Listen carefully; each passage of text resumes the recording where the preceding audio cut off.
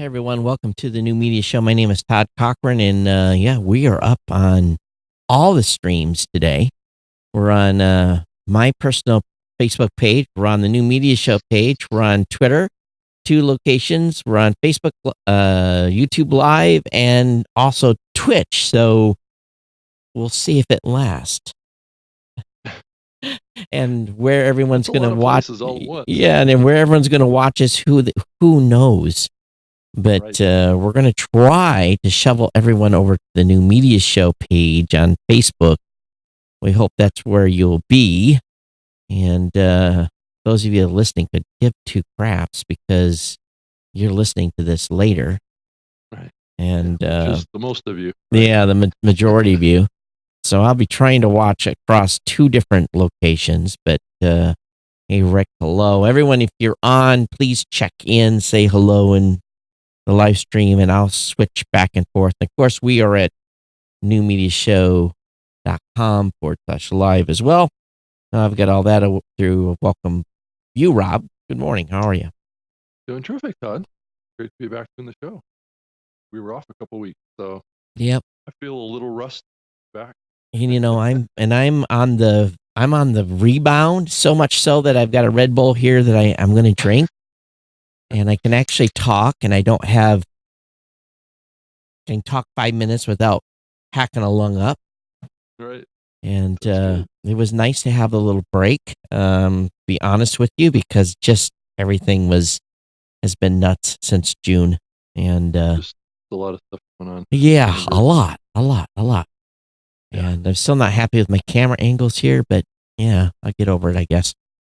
But I think it's fine. I mean, well, what would you do different? Camera angle.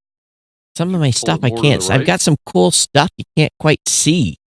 The Oh. lava lamp's got a new light bulb in it that came in yesterday. So Actually, that's a pretty good angle.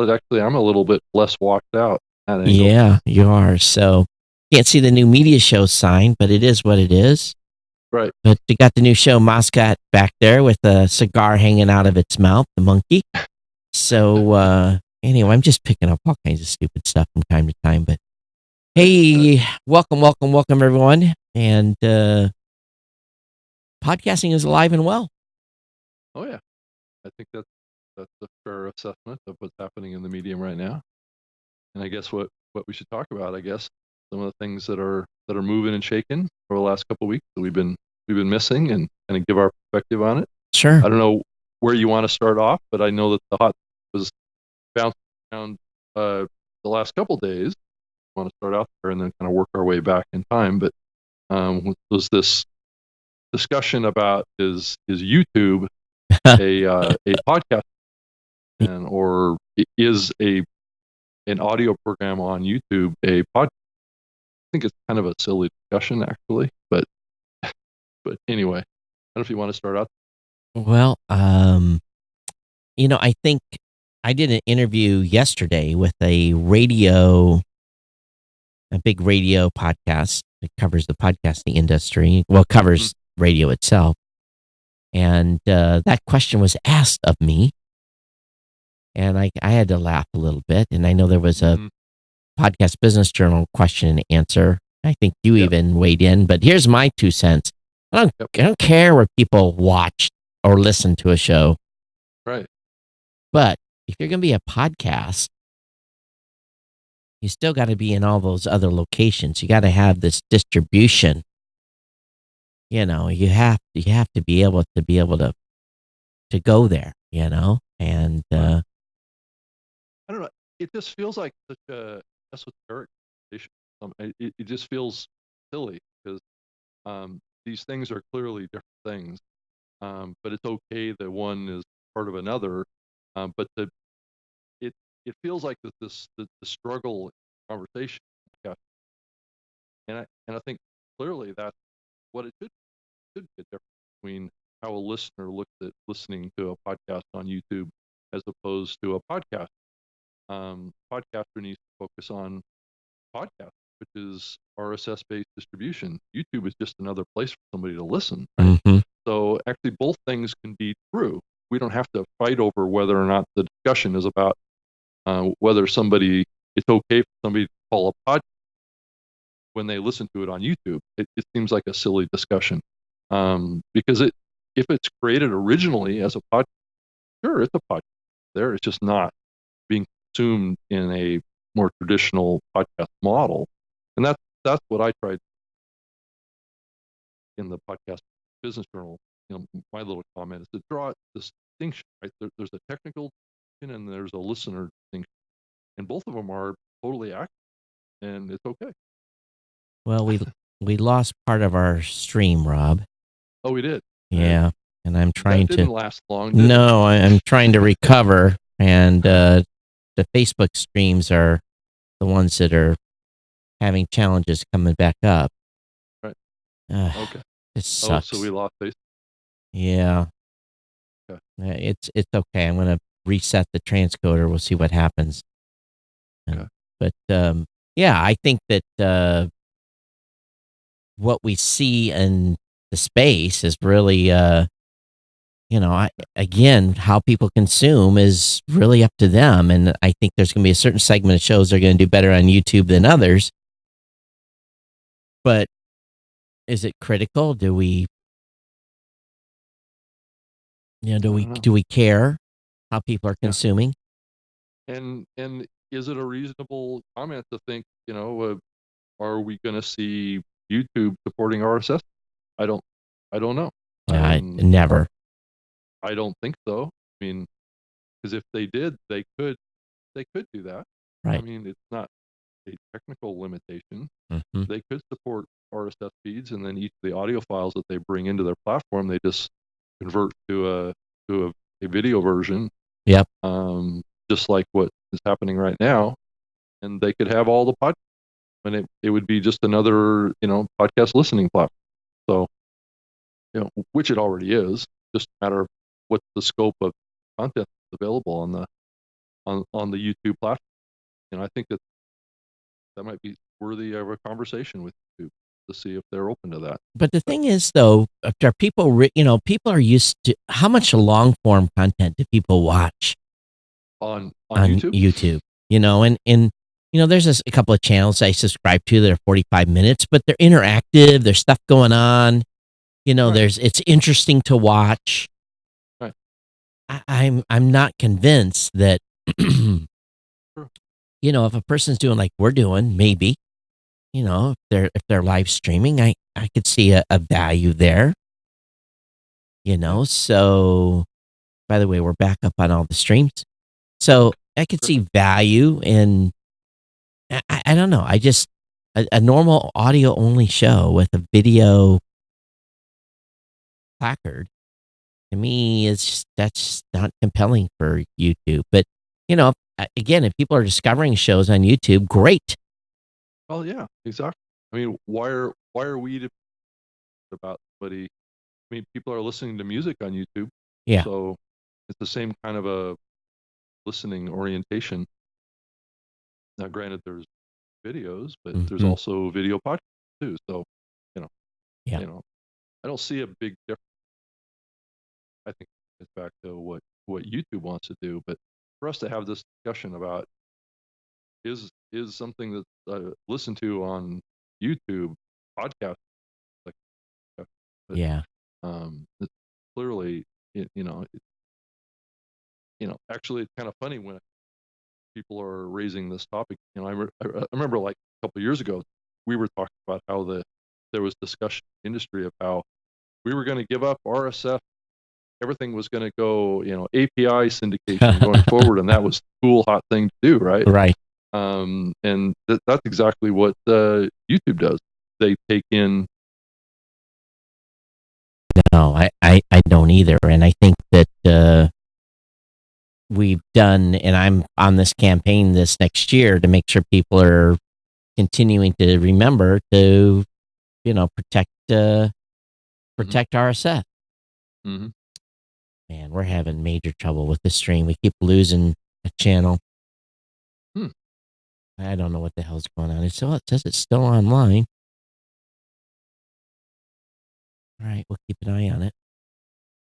Could be just with issues, right? Well, who knows what it is? It's. I know. it's one of those things where you got so many things in the mix that 9 out of 10 times it works. Right. Yeah, but it just dropped.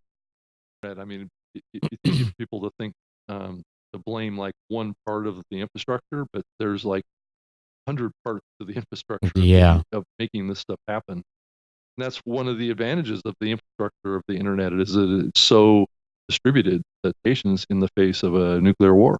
Right. Well, I it's think a lot of people don't realize that's what really was the reason that the internet was created. it definitely doesn't like what I'm doing today. That's for sure. And the change I've added a output stream to go to the new media show stream. And okay. make it. What happened? Oh, I had like I couldn't make it down there. So there was a solid team from Lipson there, and they had it all covered. Yeah. Well, that's good. And I talked to Mackenzie about it, and we had Mackenzie and Lena down from Blueberry, and she said that it did not feel like it didn't feel like a first year event. That was the big takeaway she had. Well, she said it felt like a well-established event. Maybe that was because Chris was, helping them get that going, Well, I think that definitely helped, but I think we have to give a lot of credit to Jessica and Of Elsie course. and I think they've been around the medium for so long and been going to so many podcast events that I think they had a clear vision of what they wanted. They made it happen. Yeah. So I think that from everything I've heard, that it was, there was heavily women attended, as you would expect.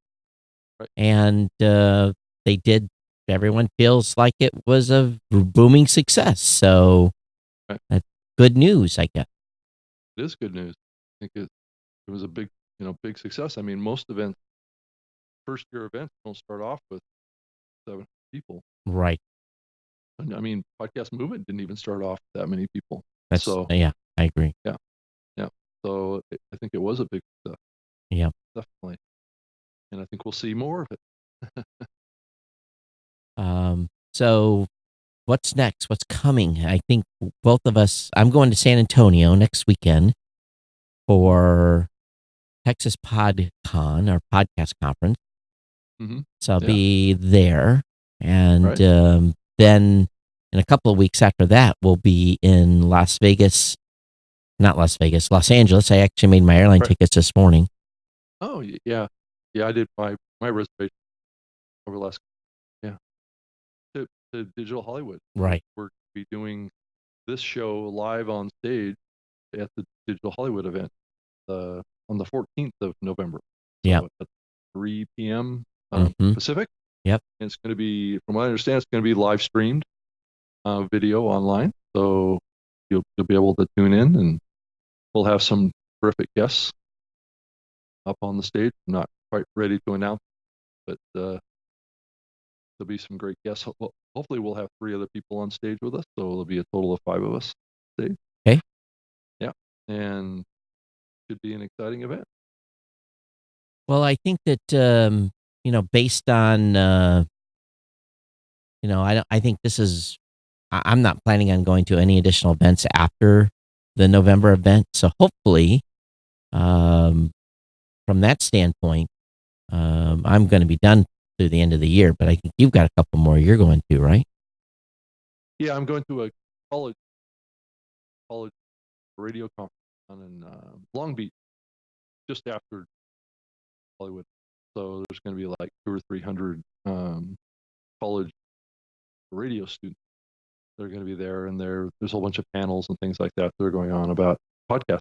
Because I've been doing a lot of kind of college related events, and really seeing a lot of enthusiasm from the younger generation coming out of college. They're pretty excited about podcasting and what the opportunities might be for them around jobs and careers and things like that. So it's been an interesting discussion looking at the perspective of college seniors that are coming out and looking at the podcasting medium as maybe where their future is really going to be versus radio. Hmm. So, yeah. So that's all good news, I think. All right. I'm still Still fighting. getting your butt kicked. Yeah, fighting the system here, Rob. Because it was posted on Pod News. But what do podcasters? What podcast help? There was like a bar chart on all these things. And the number one thing that podcasters want from an association is a resource directory at almost 32%, and then 27% wanted standards and best practices. Which I thought was interesting. It actually makes a lot of sense when you start thinking about it a little bit more. And a podcaster directory, next one at 20%, and legal, some sort of legal assistance or outward bound, I guess conversations with the industry and things, so around 11%, and a meetup director 10%. Interesting. So I don't know if you saw that, Todd. And I think the takeaway I had on that was the first couple of items, because everything else kind of got squished down in minutia. Right. But I don't know. I just it's an interesting result. What's your takeaway? Yeah, I mean, I think it's pretty fundamental to what an association can provide to an industry. In some ways, I'm not really surprised, because it basically checks all of the boxes that I would have expected from from an association and what an industry needs. And then the other part of it too is what podcasts need help with. The number one is marketing and promotion, which, Todd, we've been saying that for a long time. Yeah. Right. How can this industry come together to promote itself? And I think that's a big component. I'm not sure about the time management thing. 20%, I'm not sure how an association can help with time management. But maybe if there's some sort of educational things that can be brought into play here, which maybe is another area of this that maybe is part of the standards and best practices side of things. And then also help with editing and audio quality, monetization, audience growth, and other, which kind of folds into the marketing and promotion. So I would say that the marketing and promotion, audience growth, is well over half what podcasts want help with. And it screams to me it's about audience development, growing your show, all those. How can the association help make that happen for this? I don't know. It's something that I've been pondering a lot with too, is, the question that I keep asking my team, and I keep asking podcasters, what can we do for you? What do you need? What do you want us to do? How can we help you? And then when it comes to this conversation about building audience and marketing and all that, that's a tough. It is tough. It's tough, and so there's 10 different ways to go about it, and sometimes it's budget driven. Mm-hmm. And you look at a show and they're trying to grow audience and they're trying to reach people, and I often tell people, I go through my list of stuff that have you done? Have you talked to local media? Have you, including newspapers, radio, Right. television? Have you talked to them? Have you gone to events for your content, that associate with your content? I go through this list, and 9 out of 10 times the answers are no to maybe 6, 7, 8, 9 of those items. So everyone says, oh yeah, we're using social media, we're using Twitter, we're using, these basic online stuff. But a lot of times podcasters are not doing these additional steps, which they may, it's an incremental help, but I can't call a radio station or a television station for, John Q podcaster and say, hey, they're getting ready to hit their 100th episode. Why don't you call them and interview them? That has to be on the podcaster's part to do some of that. And I think that and I go back and I look at what we can do internally as a company to help podcasters, and boy, it's a hard nut to crack. Hmm. Well, and if you look at the history of it, it has a history of kind of growing a little slowly. I mean, 3 to 5% a year is about the spectrum in audience growth. Um, so it's been a slow climb because of just the very nature of the medium. Um, you would think that it would grow faster, given that so many big media companies are making podcasts, promoting them, and on mainstream media. Mm-hmm. I think that there's still a massive application of helping people understand what the value is. You know, I, I've never seen numbers around how many people try and find a podcast or try and find some way to connect to a podcast and ultimately give up something like that to get some idea of what the issues are. Right. I've seen some studies of the Edison research book around what people think of podcasts, and there's always been a pretty high number around, well, why do I care? Right. It's like, how do we give people a reason to care, and then also have a pathway to be confident that they can find maybe what they're looking for, I, whatever that might be. I still think though that everyone, you hear this discovery discussion pop up, and it goes back. The podcasts are just different, and how they're discovered and how people are, so it's again incumbent upon the podcaster to make sure that he's telling his audience to tell their friends, family members, people that, build that 7 degrees of separation by, you know, replicating the formula, going out there and telling people, I like how Adam Curry does it. You go out there and punch people in the mouth. That's kind of their saying, their slang. They're not really going out there and punching people in the mouth, right, but of course not. they're basically telling their audience, go out there and propagate what we're doing and tell people about the show. And they hit that again and again and again and again. And do you tell your audience that enough, then they do it.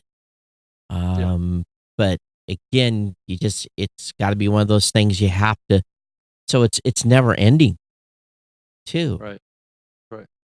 And, and I guess that's taking things back to the very root medium, right? It's a word of mouth sharing medium, and it's always been that way. And maybe maybe there's some derivative of that in association, or all of us need to just come together and make a real concerted effort to inspire that type of sharing. But what is a association I don't know what going they to do do really, for marketing? That's right. they're going to have the same problem, because believe me, I'm thinking about this every day, and I know what you guys do, and I know what I've started to do is, I'm having a lot more podcaster calls. I get a podcaster on the phone, and we spend 15 minutes talking about their show and what they're doing and what they should be doing and some ideas. And right. It's this sharing of ideas is also really important. It's been a real backbone of this industry too, and that's why if I go back and I think about all of the podcasts I went to, and I think about the early days of the internet web, and it was all about sharing ideas and trading and helping people, helping each other. And that's where that's our root in this medium. And in some ways, it feels like at times that we kind of have moved away from more than we probably should have, and thinking more like traditional media. I'm not sure that that's the right approach to this medium. I don't think it's the right approach at all. Right. And then getting your audience literally share the show, is share links to the show, share clips to the show. And I think it's incumbent on listening platforms, as well as maybe the host, to enable that audience sharing with others better than we, kind of inspire that word of mouth type sharing with. I would think that the network effect of that could be pretty powerful. I mean, I know it's happening today, and that's what's driving the medium. But is there some way that we can amp it up? Yeah, what was number 2 on that list? On The survey number results. 2, time management. Oh, I'm not sure how it really helps that. well, Maybe around educational activities, that kind of thing. I think, I think about time management, what is the time suck in podcasting? Right. It's editing, and we've got, I think the large majority of people now edit, and that is such a time suck on time Right. if they haven't outsourced that to someone.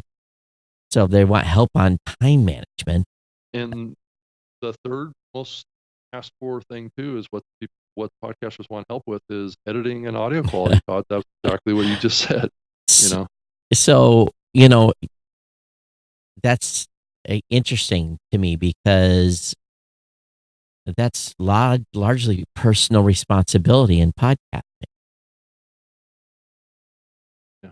So if they want classes on editing and time management and processes and things like that, and these are all. I mean, a lot of these things are things that you and I's platform do all the time. right. Try and help podcasts. One of the big things that we do, you and I, when we go out to events, is to help people understand this medium better. But And it's also the point where, and just going back to our personal platform, back to talking about what Blueberry's always been about, trying to save podcasters time.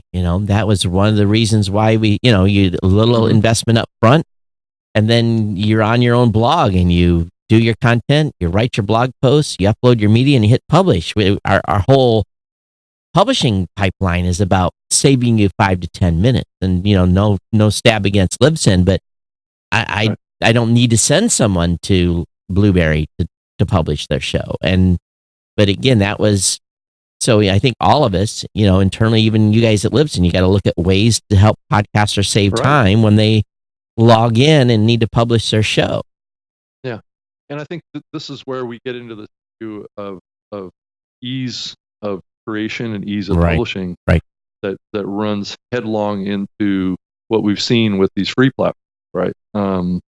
Of making it so easy that there's anybody can do it, and which means that anybody does it, and there's just a flood of content that comes into the medium that nobody listens to. I don't know. I mean, I'm wanting as many podcasts we can get into the medium, and if those platforms enable that to happen, that it's hard for me to really say that that's a bad thing. It just seems like there's this tension that exists between ease of publishing and content quality that comes into play. I don't know. I mean, it's kind of a deep-rooted psychological is in humans. I think. I don't really think it's podcast. Making things too easy sometimes doesn't always produce the results that you would hope. Well, I actually came in this morning to the studio here. I was in early. I responded to a few tickets that had come in to me overnight, and one of them was from an Anchor user, and he was explaining his workflow and asking how he could change something, and I was just like, you don't fundamentally understand. So I had to spend time and go through and say, here's another way to look at this, and to be quite frank, what it was is he was publishing on Anchor, which then was publishing through to his WordPress site, which was causing issues and the way the metadata was. And I'm like, why are you even doing that? If you're going to host with Anchor, which, again, I'm, we can talk all day long about the model, but if you're going to host your media Anchor, okay, put your media over Anchor, then do this on your website and make this your point of presence and link to that media file. And that just blew this guy's mind. He's like, I can do that. I'm Yeah. like, yeah. You don't So fundamental media, you right? don't need Doing to right. publish in Anchor and have them push to your WordPress site and have the metadata all jacked up with their tags and stuff that's promoting them. I said, you can do this in your own post and link to the, because he was using PowerPress. And I'm just Yeah, like, right. "Mm." And oh, by the way, we can Yeah. migrate you. And oh, by the way, we can make this easier for you to publish. Of course, I had to throw that in there to him, but it was, he may take that or not, but he fundamentally he was scope locked on a work process that was totally screwing him up. Right. And he had half of it right, trying to do his own thing on his own website, blah, blah, blah. And to me, I was just like, wow, he really doesn't understand that you already got control of your metadata here. Just don't allow someone else to publish into it. It's things like that. It's about these processes and everyone has a different publishing process. I think we just got to get podcasters under the mindset of, here's the fundamentals of what you should do wherever you're hosted at for your show and your show notes and these basic podcast 101 things, just to fundamentally in the door when you hit publish, at least to get yourself at the 75% level of being right. Yeah. Right. And there's a lot of ways. Yeah. Too, and that's one of the great things about podcasting. It's also one of the downsides of podcasting, as we've seen less technical people get involved in the medium. The complexity has been a challenge that many have struggled with, and that's one of the things that we deal with all the time. Bringing simplicity to this market, like we've seen with companies like Anchor and things like that, has been, I guess, good. But just like what you were saying, Todd, what you're doing is you're stripping out all of the fundamental process typical podcast past had to go through to understand, though it was frustrating. They were new concepts. They were challenging concepts to understand. But once they understood these processes, they were a much better podcast because they understood the infrastructure and how this all fits together. Well, let's be frank though. They don't. Those days that. I'm sounding like a broken record here. That ship has sailed. Right. The podcasters are never. These new podcasters are never ever going to come back and learn these processes that everyone else did in the past. That's gone.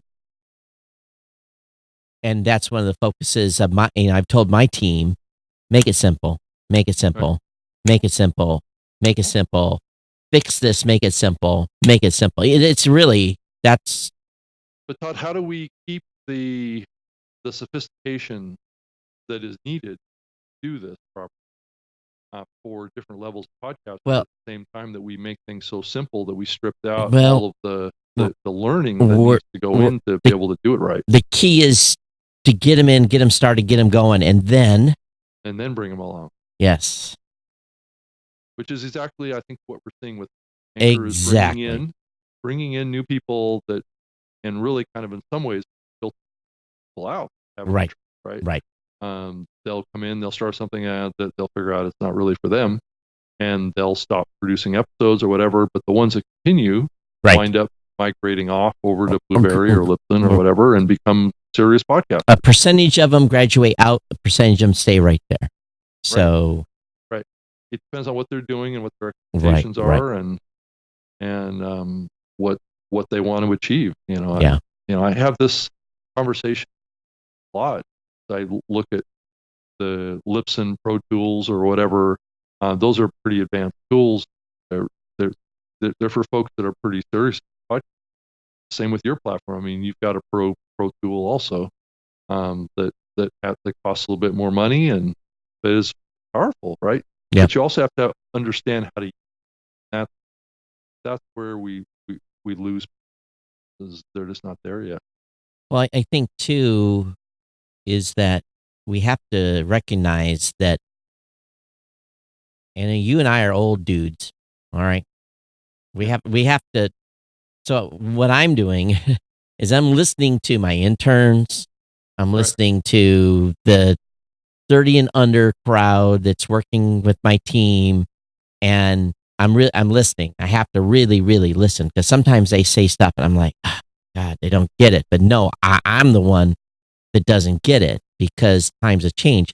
People now, if you think about how we're the world is, the internet world, you have a Twitter account. You have a twitter.com/ whatever your name is. You have an Instagram account. You have a Facebook page. You have a LinkedIn page. All these have a landing page, just some page somewhere. And what you have is a generation, and it is what it is. It's not 2005. It's not 2004. It's a generation of folks that they just want a point of presence someplace, some Right. page, somewhere. They don't initially care that they're on a .com. They don't care that they are on a platform that's locked in or it's a locked vertical or they can't move. They don't care about this stuff initially. And then what happens is those shows that last 2 to 3 months in, they go, "Oh shit, I need to fix this. I'm spinning my wheels and maybe I should do a couple things different." And those are the folks that are, as I would like to call it, graduating. But initially, they don't take the time to read. They don't care. They don't. It's just the way it is. Right. You know, when my tech support team has to teach someone how to right click a mouse. Yeah. No, I'm not kidding. I Right, know. how I to had to do it right too. click. Yeah. Okay, so we can't even get into discussions about the valuability of good descriptions in your show notes and how to write a good episode tag and how to all that stuff. All that stuff doesn't matter to them in the beginning. And a lot of them just want it now. Right, and They they just want it want it now. Yeah, right yeah. done so they can move on to the next. They want it. They need to work. So Stephanie So says Anchor is accessible for a lot of people globally that other platforms are not. I heard a lot of folks during International Podcast Day talk about the issue getting on other platforms because they don't live in the U.S. They're not my fave, don't get me wrong, but they're getting voices out there. I have to respect that.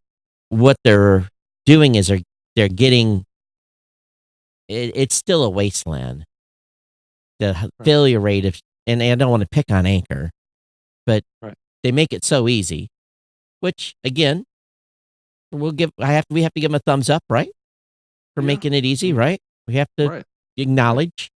Um, they make it But so is it easy. too easy? It's But is well, it they too make easy? it so easy that you get people that just want to experiment and try and play, and they do 1 or 2 episodes and then they never come back. Right, So from that standpoint, there's enough volume there that has allowed them to build a base of a few shows that are becoming viable. So it's just different. It's just a different, and it is what it is. But lesson be learned by all of us. But I think it doesn't necessarily solve the fundamental questions podcasters are asking of the International Podcast Association that's getting started. It doesn't solve the marketing piece. It doesn't solve how to save time management. It doesn't help with audio editing. It doesn't help with any of those things. What we've been talking about. There's something else that's fundamentally missing here, and maybe we need to go back to Serious Podcast 101. yeah. Well, I think doing that is always a good. Getting back to the basics and playing in the basics, but it needs to evolve too. I mean, making things simple and then, but there are so many that there are more and more people in the podcast space that are wanting very serious, you know, tools Right. that it require more advanced knowledge, and and it's something that we're always going to have to struggle with. I I think. I mean, I think that's the new reality. I think you're exactly right. When you say that ship has sailed, I think we have two ends of the spectrum that we have to play to more than ever. Right. Where before, I think we just had one. Right. One end of the spectrum. Yeah. Right. So that's just the reality of it. So anyway, I think it's a really interesting result. I think what podcasters want, I think seems out of the association seems like a reasonable expectation for what the purpose of the association might serve. But Rob, that answers the questions of what current podcasters want. We don't know the answer. No one has done a survey of prospective podcasters of what they want and what they need. Right. Oftentimes they don't know, but it would be, you've got a lot of people that show up to podcasting events and they haven't started yet. Mm-hmm. They've been to 1, 2, 3 events and they're still on the fence, or they're just showing up and they're exploring. And the real question I think we all need to ask these new podcasters is how can we help you get started? What are the things that makes it easier for you to start podcasting today? Right. And that keeps the ball rolling for all of us, keeps us all in business, keeps the new bodies coming into the businesses. Mm-hmm. It's self-serving, obviously, but do we know what podcasters really, really, really, new podcasters really, really want? Or is maybe that's an answer that we can't answer because maybe they don't even know. Yeah. Well, it's hard to know, to do a survey of people that are prospective podcasters. Yeah. Right. I mean, how do you find those people? Yeah. I think is a challenge. Yep. So, but, hopefully Edison will take that on. And maybe it's just, maybe everyone's just going to create podcasts on YouTube. So. Right. There you go. I don't think YouTube was ever going to issue RSS for the content. No. So is that going to be a podcast? I think I would fall over. Hey, I have to ask a question here, and I'm a little bit confused. You are the prior employee of Spreaker. Okay. I have a feeling I know where this is coming. So the headline is, Spreaker was the third company to get IAB certified, right?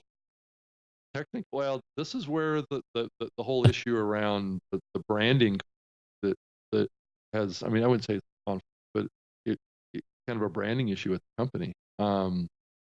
And I don't really understand either, because it was back in that time frame. A long time ago. Right. It was like over. So the headline was, Spreaker's now using IAB certified numbers and podcast listeners love their advertising. I'm just like, I thought they got certified 6 months ago, and technically VoxNest. So only those are on VoxNest were using IAB certified data, and now they've rolled it out to Spreaker.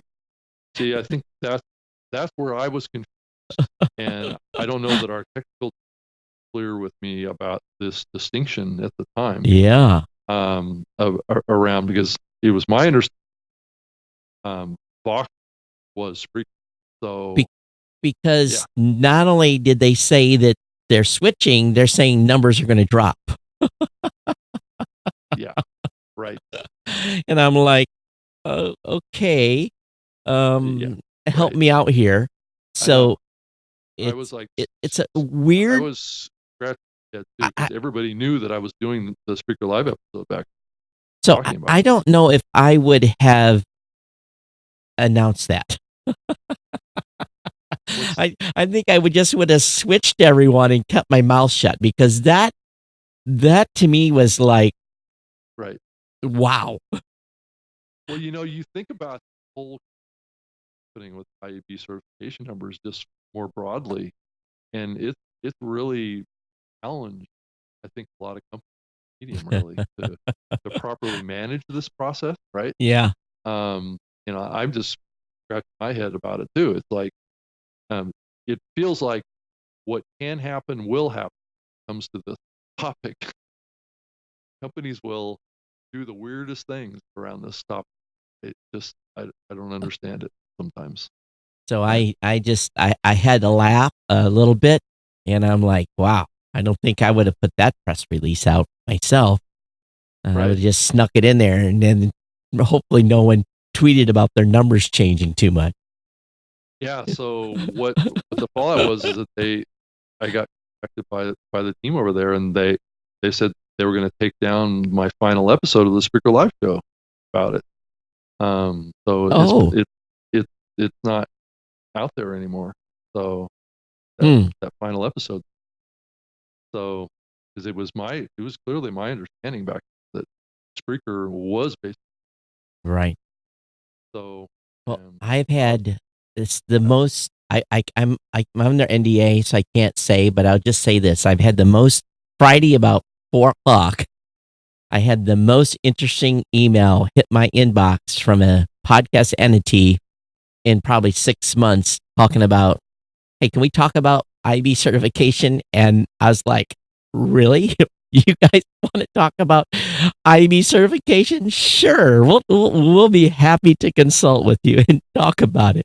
I can't say who it was, but I'm flabbergasted. I'll just leave it at that. I can I I I I have a feeling I Oh, did you so get the same email? no, I'm just saying that I'm not surprised.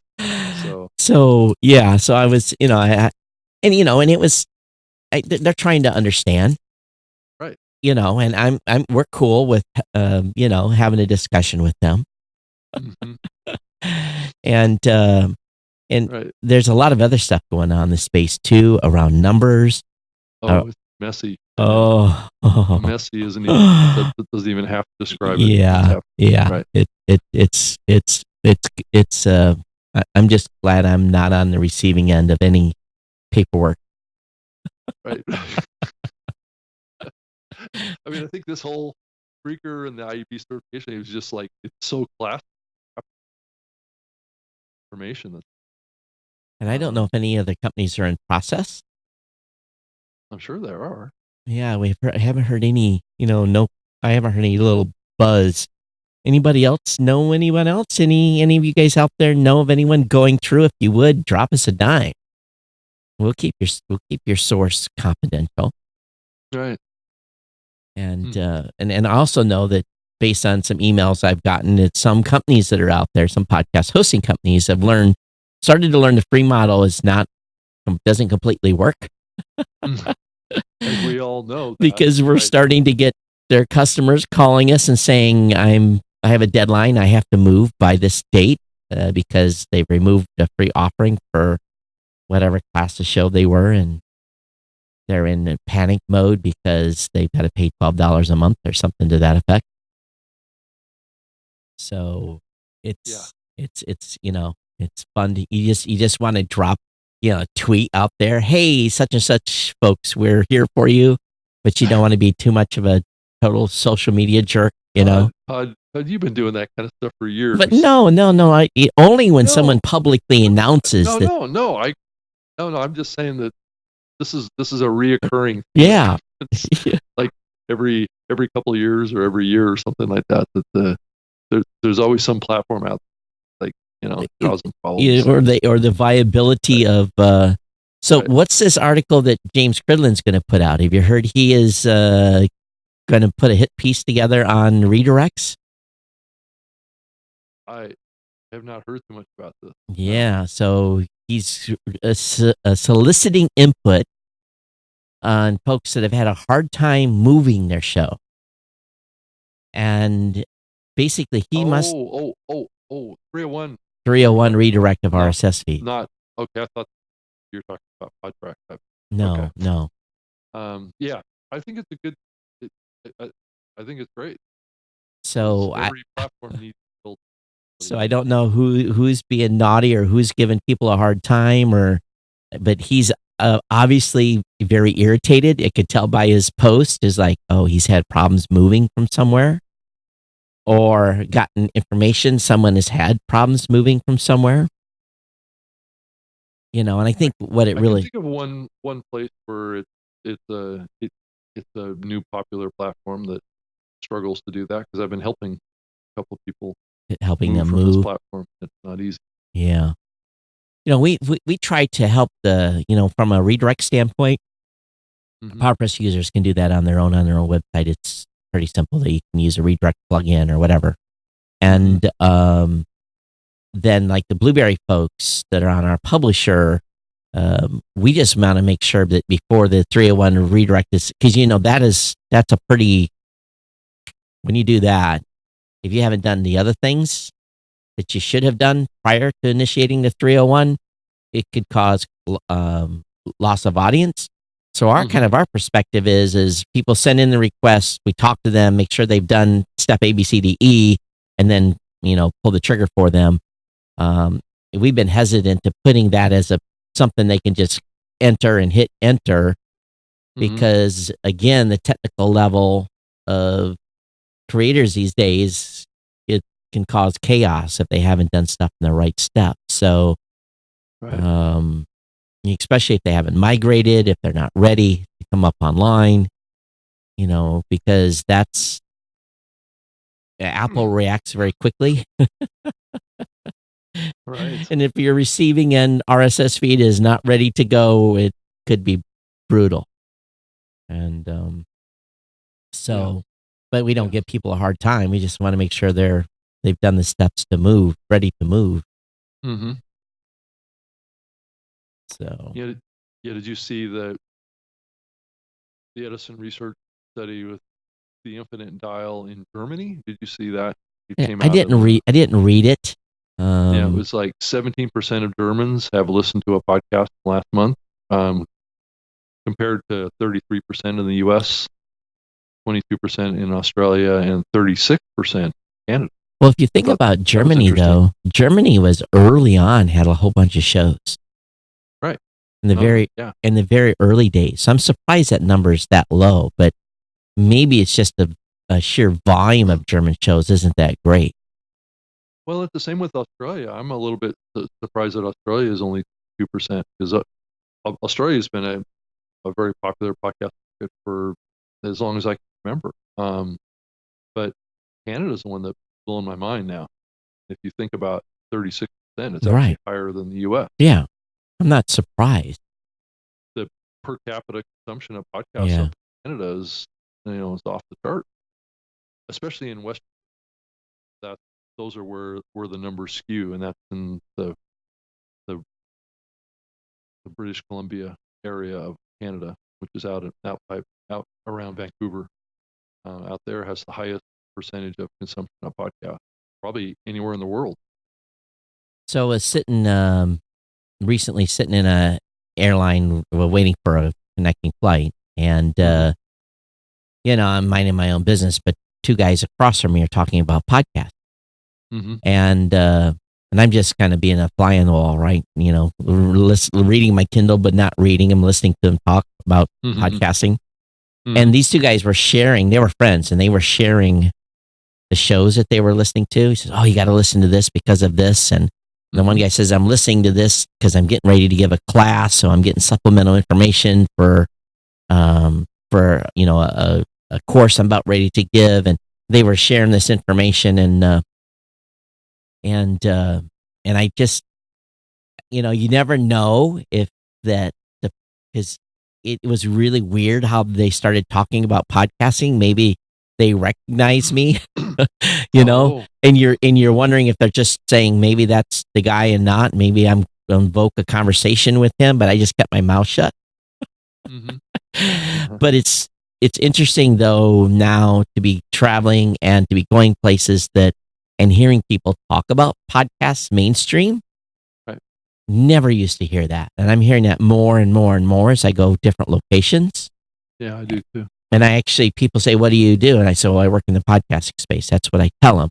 "Oh, I listen to this show and that show and this show. And what shows do you listen to?" And so, I get that reaction at least when people are asking me about, what I'm listening to. So I think a lot more people are listening now than what we realize.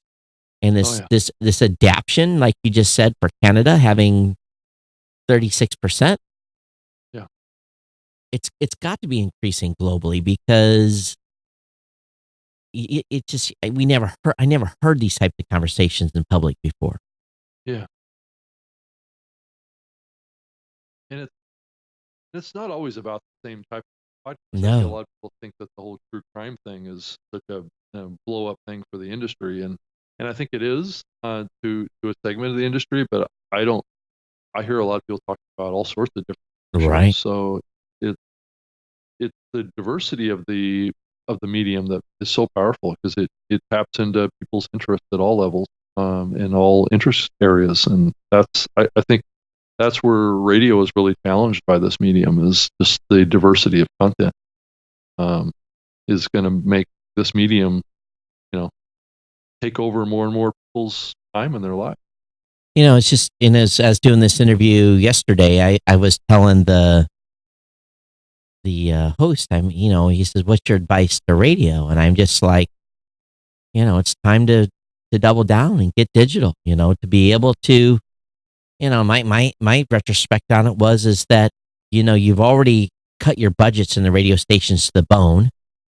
There's often maybe only morning drive that's actually manned and not on auto, if you're Right. lucky, or there's one drive program traffic for, 10 stations. It's the same person. Mm-hmm. You flip across the dial. I said, you've lost these segments on science, on tech, on, music, on homes, on, whatever. You don't have those people covering those beats. So I'm like, why not go out there and find 10 shows that you love and add them to your segments, ask that podcaster to create a 2-minute segment for you on the radio and cross promote back and forth. And, to me, it just makes so much sense. If I was in charge of a radio station, if I was the manager and I had a tight budget, I would go out and find 20 shows and take 2 minutes here, 2 minutes there, 3 minutes there, and do this cross promotion. And to me, I think that's where radio could be extremely good for podcasting, and podcasting could be extremely good for radio. And it allows this bridge of time to happen as the next 15 or 20 years of radio's decline and the next 15 to 20 years of podcasting's continued increase. At some point, those two streams are going to cross. Right. They're not anywhere near that now. Let's be frank. I think we're probably 5 years out. I think we're longer. Radio's got long legs. And I don't. Do you think it's going to take us longer than 5 years to make those lines cross? I think so. I just because they're going to hang on as long as they can. That's all plant. Plant licenses. All that stuff is very, very valuable. We'll see. But I think it depends on how involved. Oh, that's true too. Yeah, because I think there's some things that have been holding it back in keeping radio in a good position, because the technology hasn't evolved to make it easier to have an alternative, and I just think that eventually it's going to happen, and technology to run a little faster than we think sometimes. Yeah. Well, if we just look at where we've come, and by the way, Rob, happy 15th podcasting anniversary. Right. We both have crossed that line. Yes, we did. Mine was September 15th, 16th. Yeah, like mine was was when I started podcasting. October 4th, I believe, was my date. Yep. And a happy 15. Thank you. Thank you. So I think teenagers at podcast. Yeah, that's right. But if you think about where we've come in 15 years, I look back here on the shelf. Is it back there? Where is it? The I River. Here's the one that started. That was my podcast consumption device. Yep, I had a couple of those too. I had a few creative. And I can't believe I had forethought to take the battery out of it so it didn't get crusty inside. But a whopping 256 megs of memory in this bad boy. Yeah, back in those days, people crunched their MP3 files pretty small, though. So he Yeah. could hold quite a bit of stuff. So, If it was like at 32K type of playback. and if we think about coming from this to where we are now, where are we Right. going to be in another 15 years? Yeah, I think in another 5 years. So, but you know, it goes back to that core conversation about gatekeepers, right? Preventing the gatekeepers from, this allowed us to bypass the gatekeepers. And people need to continue to remember how important that was and how monumental. But yeah, I don't think people, we talk about it on this show, but people don't realize how instrumentally, well, not instrumentally, let's use the right word, how revolutionary. Right. How breaking from tradition. Right. It's, and we, this device and the iPod and allowed us to do this to the man. Right. It really, and for those of you that weren't listening, I held up both my middle fingers. It really let us do that. And Right. people take it for granted now. Oh, I can post on Facebook, I can post on YouTube. And more we're coming into a time, Todd, and I agree with you that the man is getting involved in this, and hopefully, I don't want to be seen as the man, but No. sometimes I do feel like I'm part of big podcast, but I do think that There's a difference. we have to keep in mind, right, of what the roots of this medium really are and why this and keeping that culture as much as we can anyway. Well, the difference, it's definitely changing though. The difference is we are both podcasters and we understand the value of not allowing the man, the guy wearing the suit, come in and put barriers up. And that was a question I was asked again. Do you think that I'm not today concerned about the RSS feed going away, but right. I am aware there are entities that wish it would. Right. Oh, totally. And a big reason why I wear suits, I don't want to be seen as it's a culture thing, right? I mean, if you really think about it, wearing a T-shirt symbolizes that I'm part of everyone, not something apart from everyone. You're skinny. You can wear a T-shirt. I'm too fat. I look bad in T-shirts. So I prefer to look bad in polo shirts. But it also applies to the shirt that you're wearing too, Todd. I mean, it's casual. It's right. Of the people, not trying to make myself bigger than what I should be. Right? I hate to say it though. When I go to the East Coast, I have to break out different clothing wear. Right. I mean, I think that there's a time and place for that, but I think that it's just a matter of creating this fresh who we are and what this medium is all about, and it's about casual conversation. It's not a serious. I mean, I'm kind of walking a fine line, but it is becoming a serious business. But I just don't feel like that the culture of this medium is all that, and I think that it's easy for us, and we're on this path to being thought of big television. Right. This medium is becoming seen as something that it's a serious medium now, right? And I don't think that the medium has ever really wanted that in its culture. Now, on a not so serious note, we got a sticker, and I've got one for you, Rob. When I see you, I'm going to bring it to you. What is it? It says, "Stop podcastinating." Podcastinating. Yeah, stop so you just invented another word. Yeah, that wasn't me. This came from one of our listeners, and I sent him a care package back. Oh. So cool. Someone listened and actually sent us a sticker. It's only been one. I opened mailbox up, and lo and behold, it was he sent us, I think, 3. So stop podcastinating, and that's a little bit of a tongue twister. Yeah, it is. So I sent him a care package back with a new media show sticker, GNC, some other stuff, some buttons. So didn't have no Libsyn swag to send, but I sent him some blueberry stickers too. So anyway, so I'll bring you your sticker to Los Angeles. But in the show notes, if you guys want a care package from us, you can. The address to the show is in the show notes, and I do have to show this off though a little.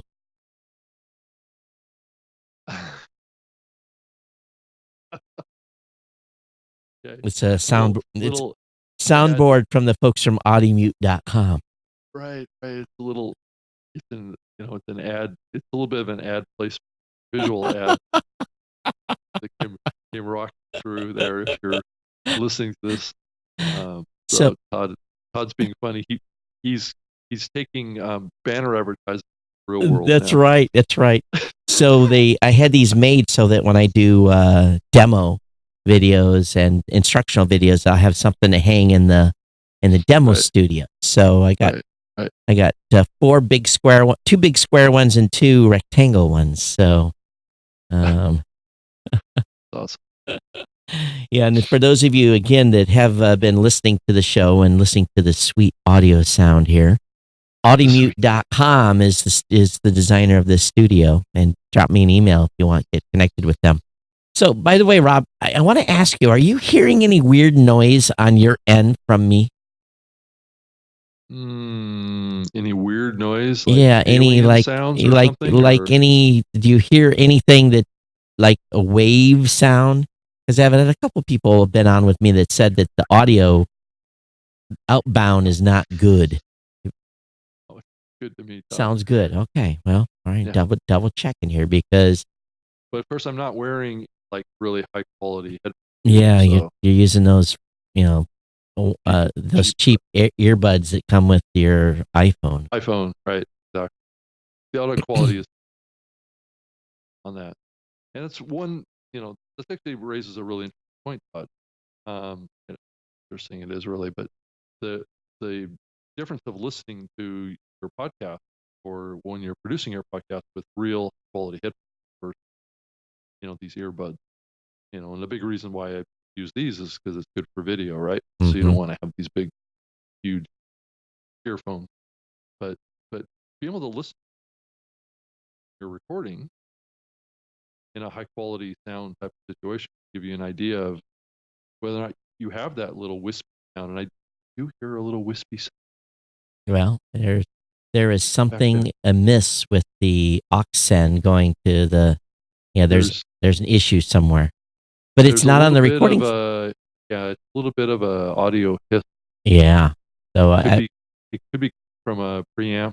Yeah, so there's something amiss from it. The master recording is good, but it's something to do on the aux piece. So I got a couple of cables to check. Possible you're up a little too high. Yeah, maybe it's pushing out towards you, but it doesn't make the master mix. That's good. Yeah, that's the key, right? Yes. So I use Shure, a little higher end Shure in-ear, and I think these were just under $200. Oh wow, that's actually pretty expensive for an earphone. But you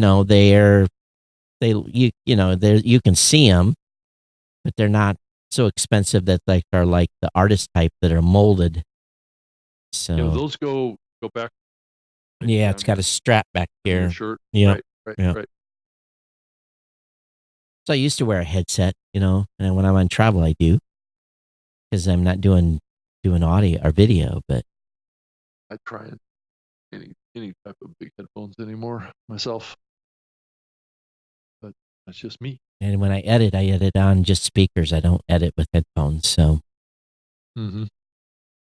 And I guess the podcasters are listening out there could care crap less about us and how we edit or don't edit the show. You never know. They might. But I've never been able to get over not hearing feedback though. When I take the earphone, the earbuds out and then try to record a show with it, it's just not right. Mm-hmm. In a big way. So Todd, anything else happening that?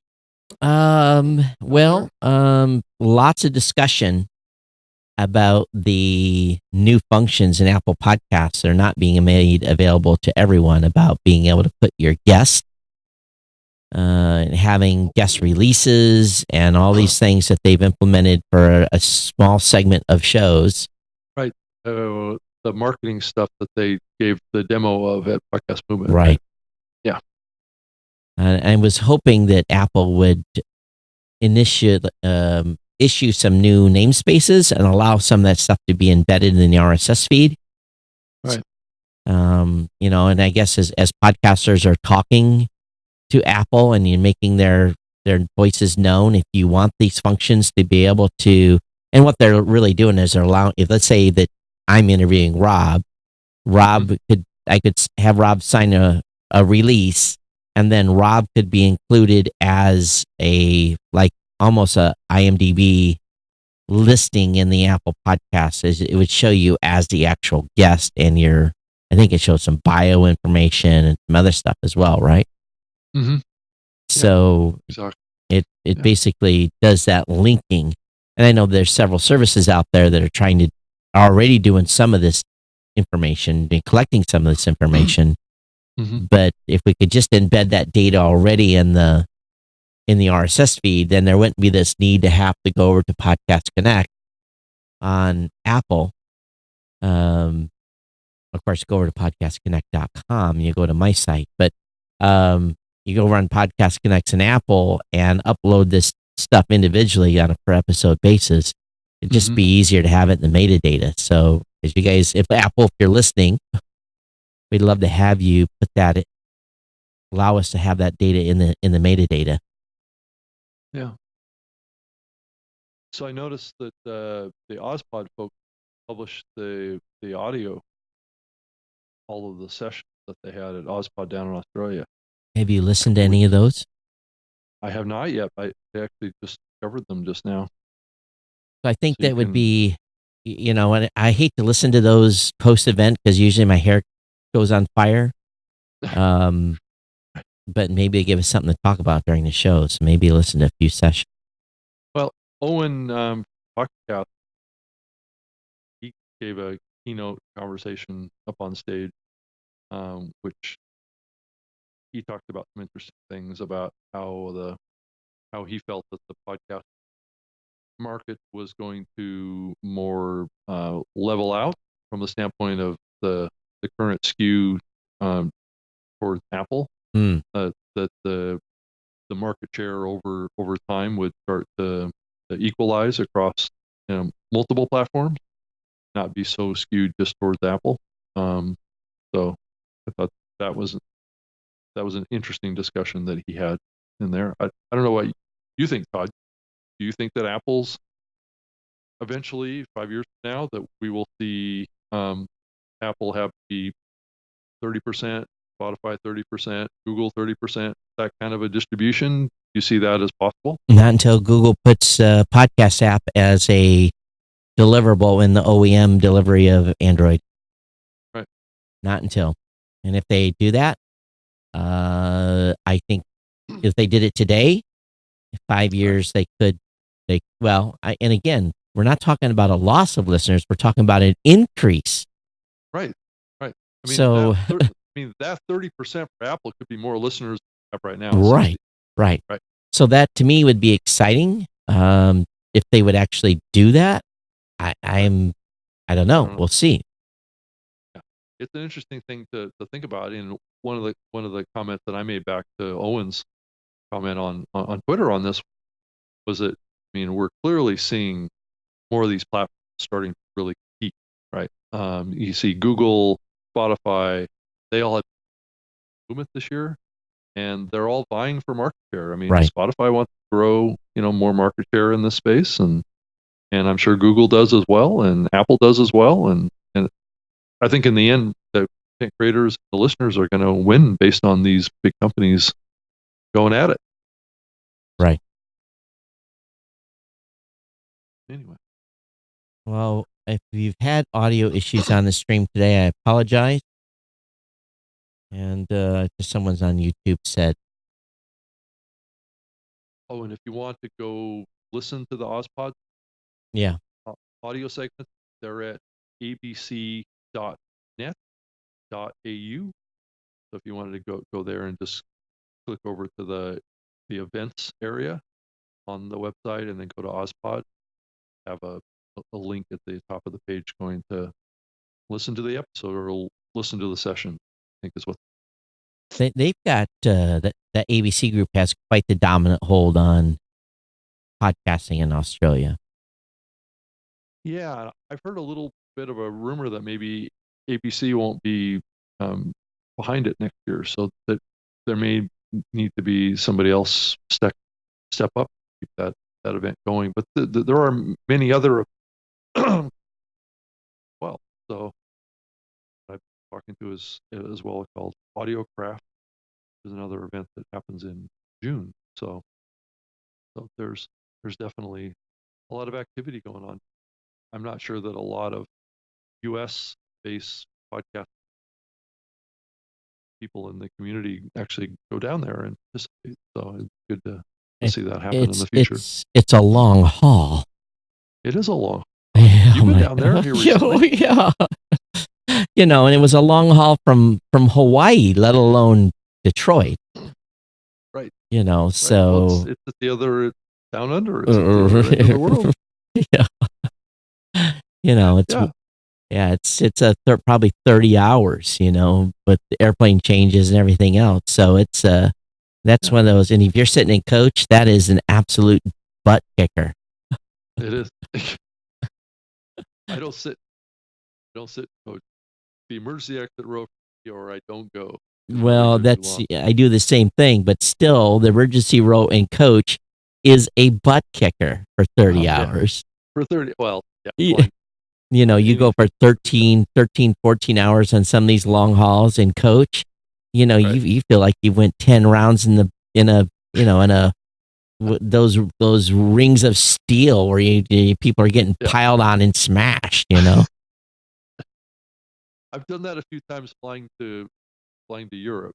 I know what you're saying. That's where my 1 million frequent flyer miles I have on tap will come in handy. I'll be definitely using them for upgrades. You've got 1 million, Todd? I have 1 million frequent flyer miles. No. I seriously swear to God I do. It's actually 987 or something like that. Yeah. Wow. I've got between Delta and Alaska Airlines, I think I'm at about a half. Yeah, I got 80,000 on American and maybe 50 on Delta. So there's a few free tickets there, but you can save them for a rainy day. Right, rainy days. Those are always a good day to fly south. Yeah, when I go home to Hawaii for Thanksgiving, I will be cashing in some frequent flyer miles. Right. Yeah. People don't want to hear about our frequent flyer miles. You know, in all honesty, it's sad. It's not a badge of honor at all. That is. Think about the time that I've been in an airplane getting radiated. You know. Yeah, that's true. That's true. You don't often. No, you know.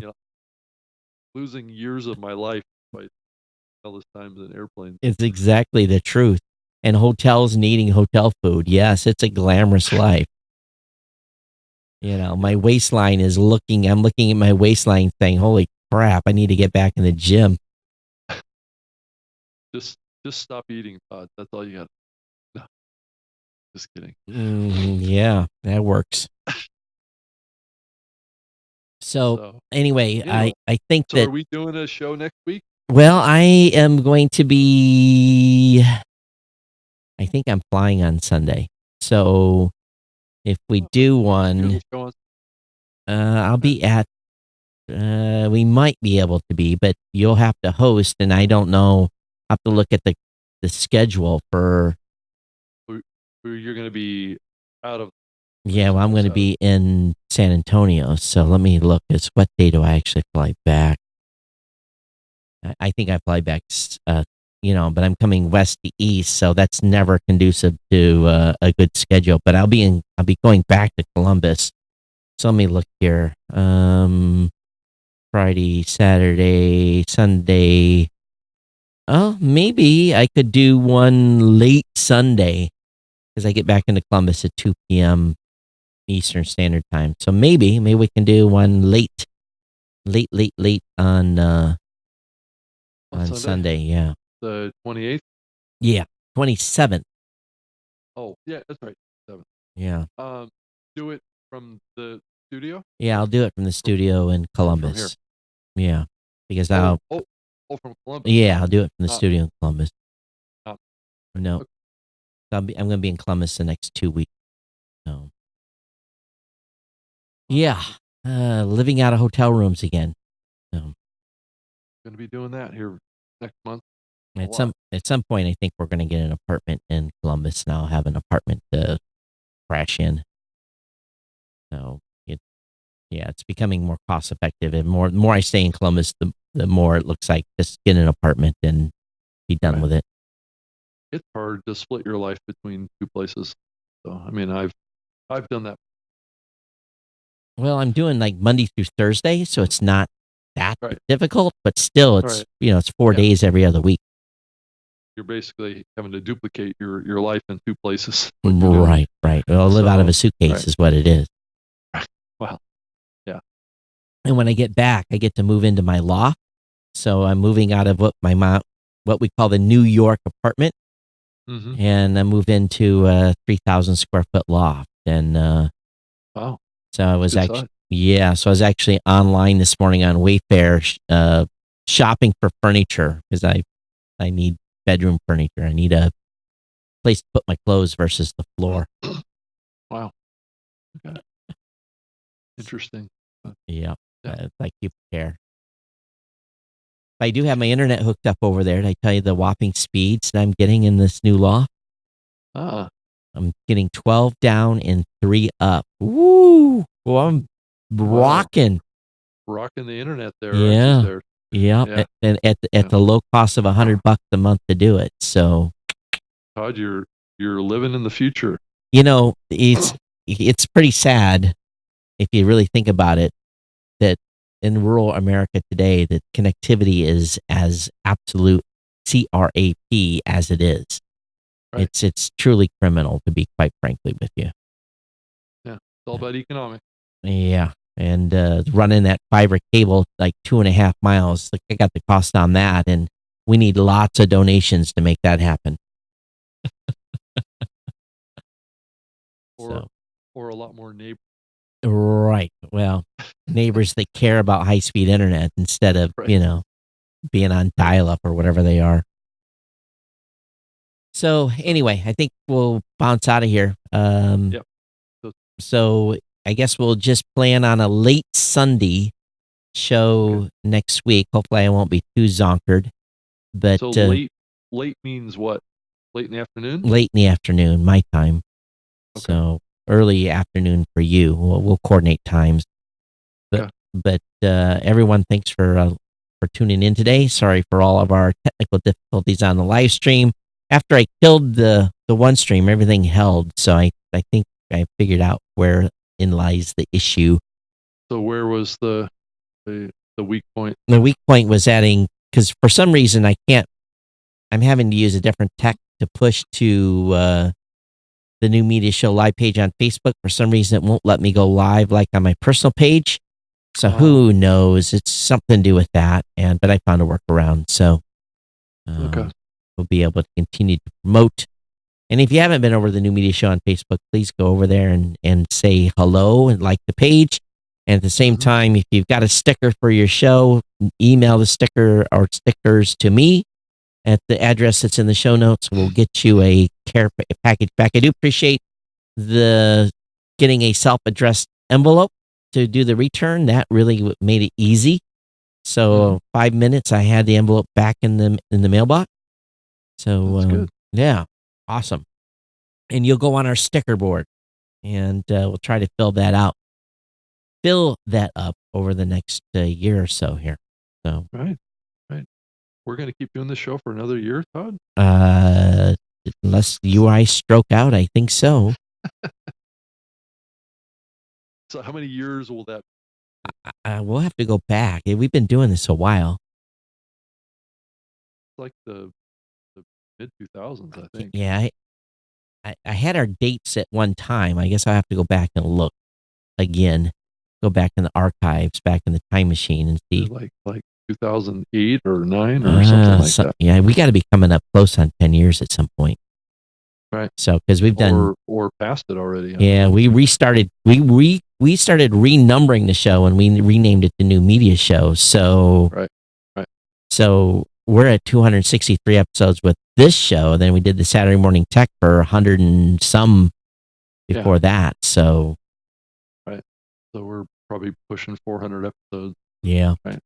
But that actually question did come up on the interview I did. Ask people people are surprised that you and I do a show together. So because it was basically how the question was in the radio industry there's a lot of of fighting. There's and they are absolute enemies while they work together, right, and we're all kind of still friends while we healthily compete with each other. We're still friends in person. Sure. So. But that's because we all started being friends first. That's right. We started doing competitive things. So yeah. Right. So anyway, do you get one of these cool stickers? New Media Show stickers. All you have to do is send us a sticker in your email and in the sticker and the address in the show notes, and we'll get you one. I'm Todd at blueberry.com or at Geek News on Twitter. Rob Greenlee on Twitter. At Rob Greenlee, and I have a website, robgreenlee.com, and you can send me an email, rob@lipson.com if you want to reach out. Thanks. All right, everybody. Thanks for being here. We'll see you next time on the New Media Show. Everyone take care and see if I can push the right button. See you next time. Bye-bye.